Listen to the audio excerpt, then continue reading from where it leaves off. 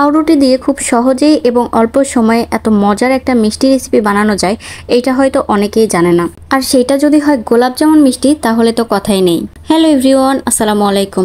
সবাইকে ওয়েলকাম করছি আমার নতুন আরও একটি ভিডিও দেখার জন্য। আশা করছি সবাই অনেক ভালো আছেন। আলহামদুলিল্লাহ, আমিও ভালো আছি। তো আজকে আমি আপনাদের সাথে শেয়ার করব পাউরুটি দিয়ে ইনস্ট্যান্ট এই গোলাপ জামুন রেসিপি।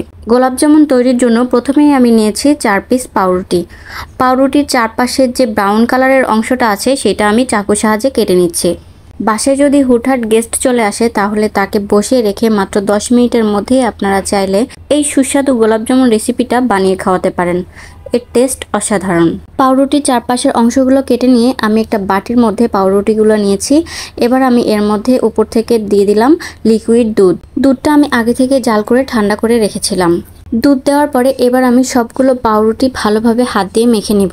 আর দুধ দেওয়ার সময় অবশ্যই খেয়াল রাখবেন দুধটা যেন একদম বেশি হয়ে না যায়, কারণ এই পাউরুটি দিয়ে আমি এখন আটার ডোয়ের মতো একটা ডো বানাবো।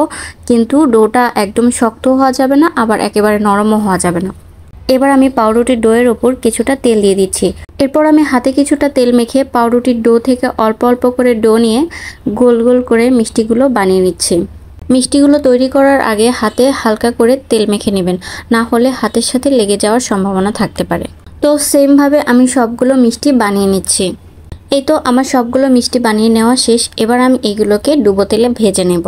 ভাজার জন্য আমি চুলায় একটি কড়াই বসিয়ে দিয়েছি, আর কড়াইয়ের মধ্যে দিয়ে দিলাম পরিমাণ মতো তেল। তেলটা আমি একটু বেশি দিয়েছি, কারণ মিষ্টিগুলো একদম ডুবো তেলেই ভাজতে হবে। তেলটা ভালো মতো গরম হয়ে এলে এবার আমি এর মধ্যে এক এক করে সব মিষ্টিগুলো দিয়ে দিচ্ছি। মিষ্টিগুলো সব তেলে দেওয়ার কিছুক্ষণ পরে আমি একবার এক পাশ থেকে আরেক পাশে উল্টিয়ে দিলাম। আর এ পর্যায়ে চুলার আঁচটা মিডিয়াম রাখতে হবে। মিষ্টিগুলোর কালার যখন এরকম লাল হয়ে আসবে, তখন আমি এইগুলো কড়াই থেকে তুলে নিচ্ছি। ভাজা মিষ্টিগুলো সাইডে রেখে এবার আমি বানিয়ে নিচ্ছি মিষ্টির শিরাটা। শিরার জন্য প্রথমে আমি এখানে নিয়েছি 1.5 চামচ পরিমাণ চিনি, সাথে দিয়ে দিচ্ছি 1.5 কাপ পরিমাণ পানি। এরপর দিয়ে দিলাম 2টা সাদা এলাচ। চিনি শিরাটা আমি 5 থেকে 7 মিনিটের মতো জাল করে নিয়েছি। এবার আমি এই গরম চিনি শিরাটা ঢেলে দিচ্ছি ভেজে রাখা মিষ্টির মধ্যে। শিরাটা ঢেলে আমি একটা চামচ দিয়ে মিষ্টির সাথে শিরাগুলো ভালোভাবে মিশিয়ে দিলাম। এরপর আমি একটি ঢাকনা দিয়ে 10 মিনিটের জন্য মিষ্টিগুলো ঢেকে দিচ্ছি।